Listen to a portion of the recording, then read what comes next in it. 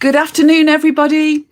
It is Friday, and that means we're heading up to the weekend. It's our episode 13 of Lessons in Leadership. My name's Mary Gregory, and I'm very, very happy to welcome Jude Jennison today. Hello, Jude. Hi, Mary. It's good to be here. It's great to have you here. Now, I'm really, really looking forward to our conversation because Jude, for those of you that might not have come across Jude before, started life, her career pre what she does now was working as a senior leader within IBM. And then she transitioned to running her own business in leadership. But what's so special about the business that she runs in leadership development is it's all specialized and focused around horses and using horses as sort of the medium to help people learn about themselves as leaders, what works, what doesn't work for them. So this is going to be a really interesting conversation, I think, Jude. So I'm so pleased to have you here. Oh, pleasure. It's good to be here. So let's kick off then, because I want to understand a bit more about your journey as how you got to be where you are now, and that you were the senior executive in IBM, and now you're this amazing woman, and you're at the stables now. I want to flag that you're actually speaking to us from your stables today. I am, yes, yeah. I'm in the warm today. Nice and warm. So how did you get to be from IBM to a leadership consultant who runs her own consultancy and works with corporate leaders, but using relationships with horses?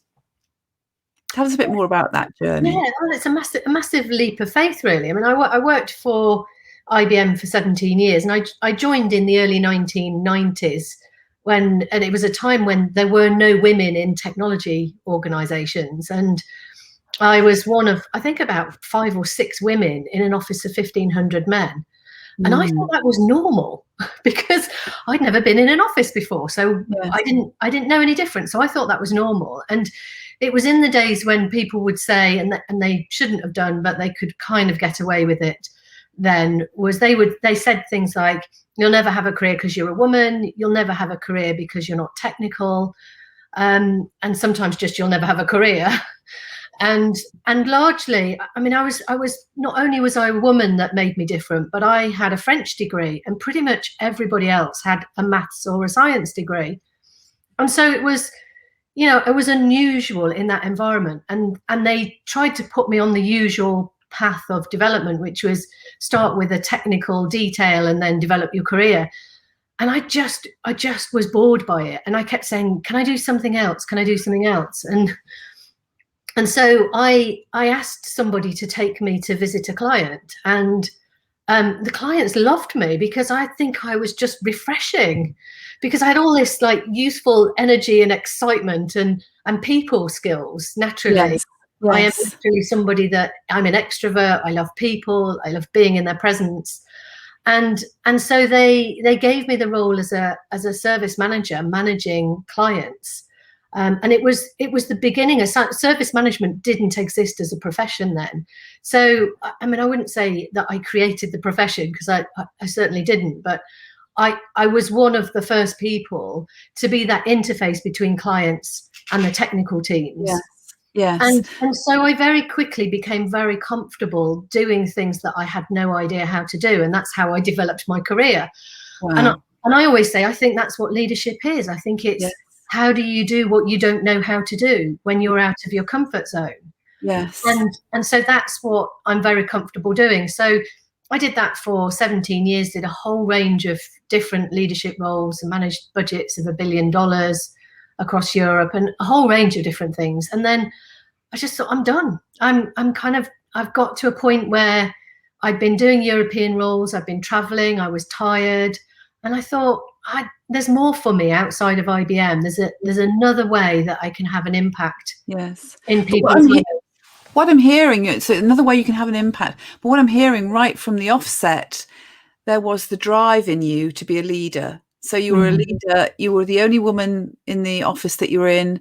You were asked to be taken out, saw an opportunity, maybe, not just a leader, but an innovator is what I'm hearing. So you're on the edge of innovating things as well. And I wonder if that's a theme for you, that you like to be on the edge. Well, what I tend to do is I join dots that other people don't see. And the challenge for me often is that because I see it really clearly, I join these dots and make a picture that other people don't see. Yes. And then they just think I'm odd and weird. And then eventually people start to realize that the dots that I'm seeing make sense. But Yes. often I am ahead of the curve. Yes, yes. So something there about you are an innovative leader who's ahead of a curve. And so you had that moment where you'd had enough. What was it that really got you to shift from actually, I'm going to hand my notice in, I'm going to change my life and change what I'm doing for my work and how I contribute?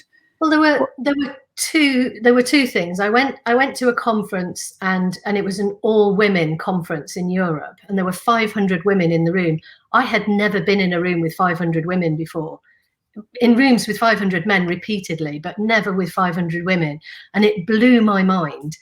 And one of the presenters was talking about how she'd created a business in a remote village in the Philippines to support the community. And I remember being so inspired by that and thinking, I want to develop a community. I want to support a community. And so I trained as a coach, and I coached people in IBM alongside my day job for about 3 or 4 years after that. And then I've been traveling a lot. I was working long hours, I was traveling a lot. And I wasn't burnt out, but I think if I'd carried on, I would have been. Mm-hmm. And I remember coming through Birmingham Airport, and normally on a 9 p.m. flight, they just waved. They were all businessmen and me. And normally they'd wave everybody through customs. And they stopped me and said, "Where have you flown in from?" And for a brief moment, I had no idea. And I said, "Milan, I think." And then there was this awkward silence. And the guy behind me said, "You've just got off the Munich flight with all of us." Well, you got the capital letter right. To which I said, "Oh, yes, it was Milan last week." And I just thought, you know what, I need a break. I need to actually, if I don't know where I've been, I need a break. So I actually took a year sabbatical. And in that time, I did a year-long leadership program. And it was one of these that strips you right back to the core of who are you? Almost like I'm a blank sheet of paper. What do I write on it? Who am I? What do I stand for? How do I show up in relationship? And what's my purpose in the world? And at the end of that year, I just thought, there's more. There's another way of sharing the gifts that I've got in a bigger way. And so I never went back. Gosh. And it sounds like you were on a journey of your awareness opening up from being in that conference, being inspired by that speaker about starting to connect you with your purpose, and then going and leaving and doing that course that helped you get much greater clarity around your purpose as well. So what brought you towards working with horses? Well, interestingly, as I finished that leadership program, I was frightened of horses. And I just thought, well, as part of my development, I don't want to be frightened of anything in life. And I did it as not just to overcome my fear, but because I was curious about how fear gets in the way of our leadership, because we all experience fear. And normally people either deal with it by pushing through, so they don't actually resolve the fear. They remain, like, for example, if it's public speaking, people will do a talk and they're still frightened. And the next time they do it, they're still frightened and they carry on. Or people will avoid it. And so we have this kind of pushing through or avoidance relationship often with fear. And what I wanted to do was sit with it and be curious about it and see what I could learn from it. So I Googled horses and coaching, found somebody and rang him up and said, "Can you help me overcome my fear of horses?" And I spent 2 hours with him. And in the first 5 minutes, I reframed my fear into respect, because I realized that instead of being frightened of the horses, I mean, they're 500-600 kilograms. So, you know, they're big beasts. And I thought, instead of being frightened of them, if I can respect the horse and their opinion, but also have equal respect for me and my opinion, how do we then stay in relationship with each other, whereby they don't want to push me around and I don't allow myself to be pushed around, but I don't need to withdraw either. And that was that's what I learned in the first 2 hours, was how do we be in relationship with someone or something that we find intimidating?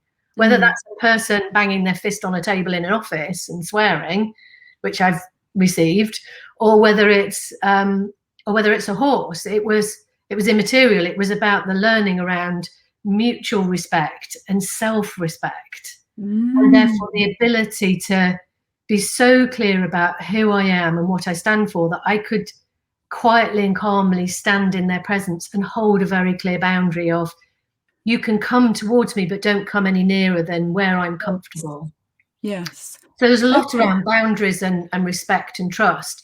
That was my first working with horses, and that was 2 hours worth of learning. Sounds incredibly powerful. And you know, what I'm curious about as well is, because, you know, I've heard of a few people that work with horses, and I've never worked with them myself, and I'd love to. We were talking about that before, but there's something wrong. Can you say a bit more about the metaphor and how that applies? Because you work with executives and aligning executive teams now.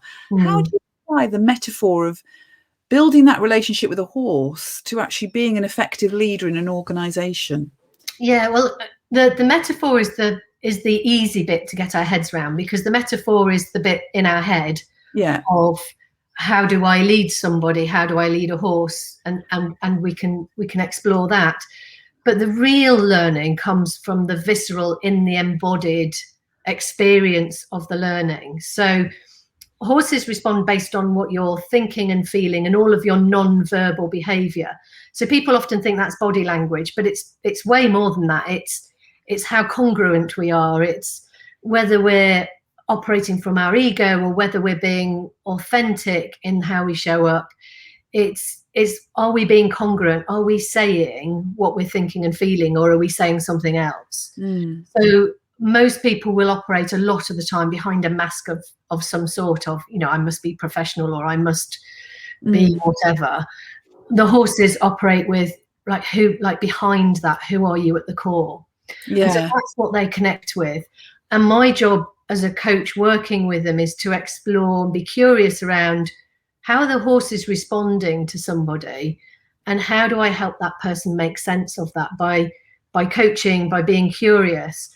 But a lot of what we're exploring is the visceral, the in the body physical experience. So if I take an example of frustration, we all get frustrated over things from time to time, and frustration starts, we first notice it in our body, although most people don't, because most people have learned to shut that off.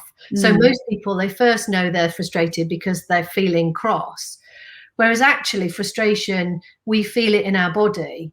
And if you stay frustrated with a horse, they will either move away from you or they will get agitated, depending on the horse and depending on the person. And so it's a very visual and very visceral experience of, when you're standing with a horse feeling frustrated because they won't move, you have to change your state, because otherwise you can see right in front of you the impact that you're having. And then, of course, we're having the same impact with people. So if I'm feeling frustrated and I don't actually name it, people around me will sense it and feel it. They might not know it and understand it in the same way that the horses do. But we all know when somebody in the team is irritated by us. We feel it, we sense it. And I often talk about the hidden dynamics of teamwork, because all of these things are going on all of the time in teams. So we're having this impact, but most of the time we're completely unconscious of it. What the horses do is they reveal all of that, and you visually see that when you get irritated, people move away or people get agitated around you. And when you see that, you can then start to feel that. So for me, frustration starts in my stomach and then it goes to my chest. And once I know that, as soon as I feel frustrated, it's a red flag for me to say, oh, there's something I need to pay attention to. What is it that I'm wanting, that I need to ask for or create? Or so I can shift my state as soon as I feel frustrated. That's incredible. I'm actually I can feel in my tummy here, I'm having a reaction. I'm finding it incredibly inspiring. That's what I'm feeling. It's like, whoa, it's just incredible that it is profound. It is profound yeah, work. And I always say it's a bit like having your leadership and your communication and teamwork under a magnifying glass or under a microscope, because yes, it's so revealing. And yes, people need to be prepared for that. They need to be prepared to say, actually, if you reveal all of the hidden stuff that's going on, that we're all rumbling, it can actually make you so much more effective. yes. But it is vulnerable. Yes, I can imagine. So your clients themselves must be incredibly courageous to come and work with you in the first place. So they're obviously really, really committed to their leadership and ensuring that they work together as a leadership team to work with you, because it sounds very exposing in terms of exposing yourself emotionally as a leader with the rest of your team. Yeah, and of course, the beauty of this is because it's a visceral experience, you will feel things that you don't have to speak to. So if you don't speak to it, that's fine. People will feel something and they'll change their behavior later in the workplace without having to speak to it. Yes. And so, part of my debrief is to get people to speak and be more open as a team, but they only have to share what they want to share. Yes. Yes. They can make the shift internally without telling me. And sometimes I'll say to people, how do you make sense of that? And they'll say, oh, I don't know. And I'll say, did you feel the shift? And they'll say, yes. And for me, that's enough, because I know that if they felt the shift, they can feel that again in the workplace. Yes, and they're becoming more aware of their internal world and how they're reacting and responding to people. Yeah. So powerful, Jude. Have you, I don't know, I don't need to break client confidentiality, obviously, but have you got an example story you could share with us of a team, particularly? Because you do a lot of work with teams, and your latest book is about teams as well. So have you got an example of a team that you've worked with and the impact this work had on them? Yeah, I mean, I've got hundreds, but I'll give you a couple of examples. So one example was a team who were exhausted. They'd been working flat out for months, working long hours. And they walked through the gate, and as they walked through the gate, all of the horses lay down in the field. And I'm sorry, but that just does sound very funny. I know, it sounds utterly bonkers. I realise that. It's one of those things you have to see it to experience it to really get it. But all the horses lay down, and somebody said, "Oh, are they tired?"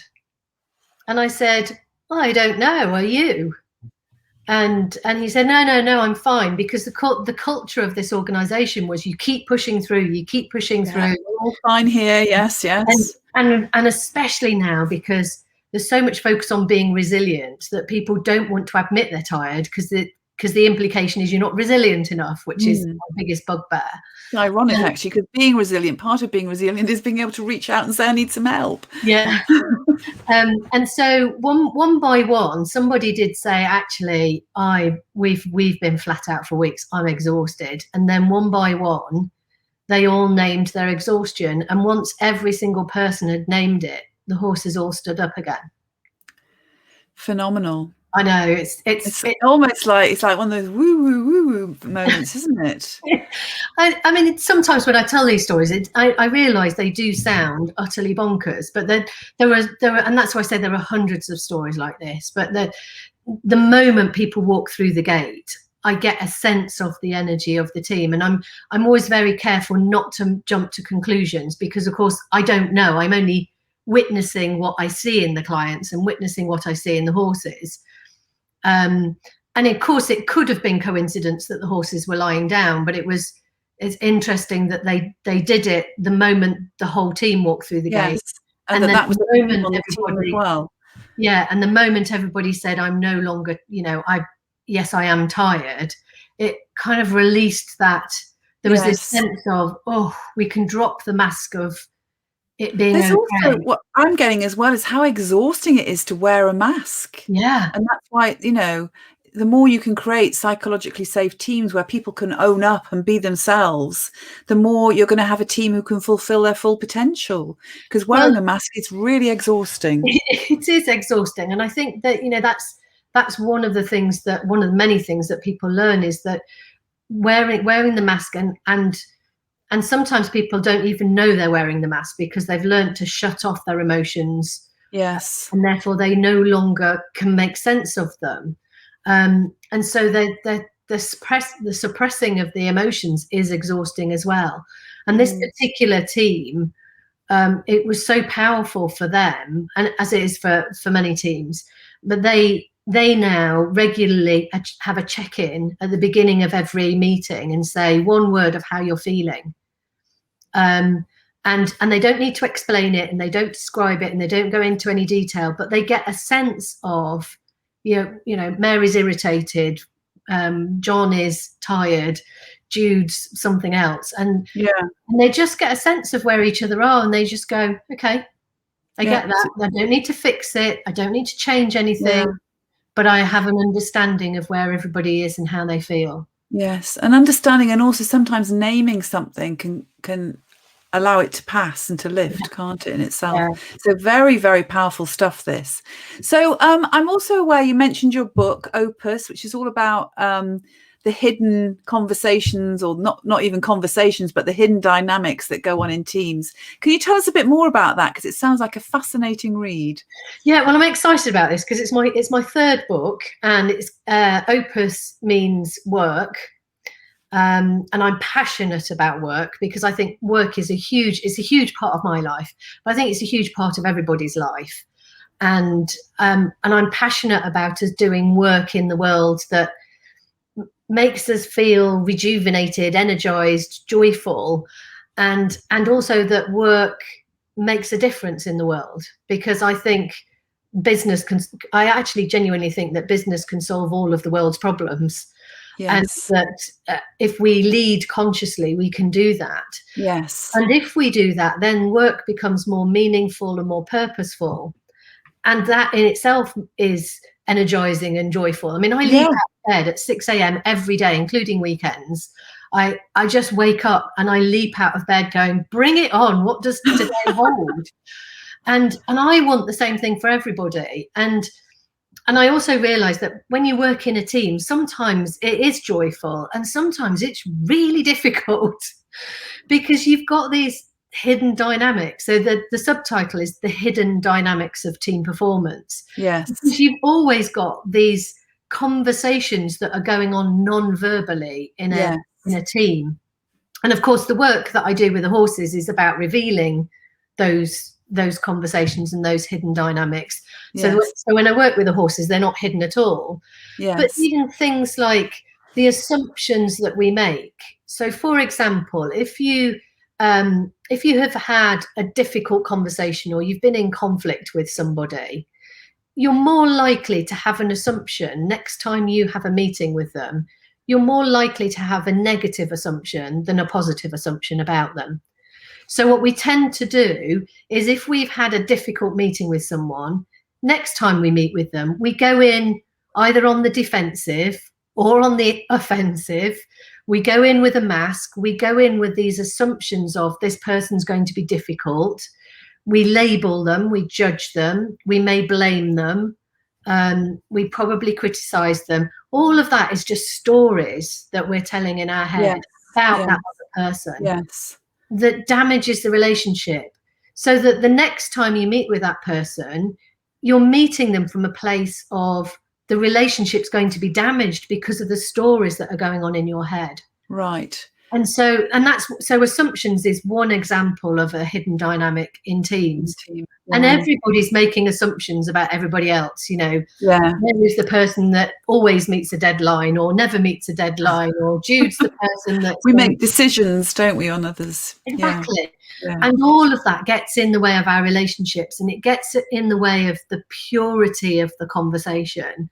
And it steers the conversation, and we're doing it unconsciously. That's the thing, isn't it? It's all that. That's why I suppose the work with the horses is it brings what's unconscious into greater awareness and consciousness, which means then you've got choice as to how you deal with it. Exactly. Phenomenal. You have got so much wisdom to share with us, Jude. I could talk to you all day, and yet I'm conscious our time is eking out. So sort of in closing, you know, is there anything from your own leadership journey that you've learned that you'd like to pass on as a piece of advice, or just sharing a learning for yourself that you think would be of help to the people that will be watching now or watching later? Oh, I mean, so much. I mean, that's why I've written 3 books, and I'm currently Can you creating. pick one piece out at the moment? I One suppose piece out. think about the current times we're in, maybe something that's relevant for the current Well, times I we're mean, in. so my last book was Leading Through Uncertainty, Perfect. and I thrive on uncertainty, and I think it's because I go into it without preconceptions, without having all the answers, without it needing to look perfect or be perfect, but to go in and say, here I am, and here you are. What can we co-create together? And if it works, great. And if it doesn't, then we'll notice it and we can try again. Yes. Well, I think it's about being more human in the workplace. Yes. And if we're more human, we can drop the masks and we can be more authentic, be more transparent, and have much more revealing and honest conversations that generate great work. Absolutely. And I'm wondering if that's something I'm hoping that that is something that comes out of this crisis that we've been through 2020 and going into 2021, that we will all be more in touch with our humanity at the end of it. Certainly it's shown up in many different ways in our communities and in our workplaces as well. And that's something that we could certainly sustain going forward. Jude, it has been an absolute delight to talk to you today. We might have to bring you back sometime, I think, because there's so much to talk about. Thank you so much for your honesty, your openness and your contribution. Just great. Thank you. Thanks, Mary. And to those of you watching today, thank you for joining in. And for those of you watching in catch up, do write your comments underneath if you'd like to make a comment. We always love to hear from you and I will always respond to them. Next week for episode 14 of Lessons in Leadership, we have the phenomenal Dina Gornick, who is an executive coach and also a former actress and theatre producer. And she brings very much her background of working in that arena into her work as an executive coach. So I think we're going to have another phenomenal conversation next week as well. So do join me then, 12 noon every Friday. See you soon. Do have a great weekend and bye for now.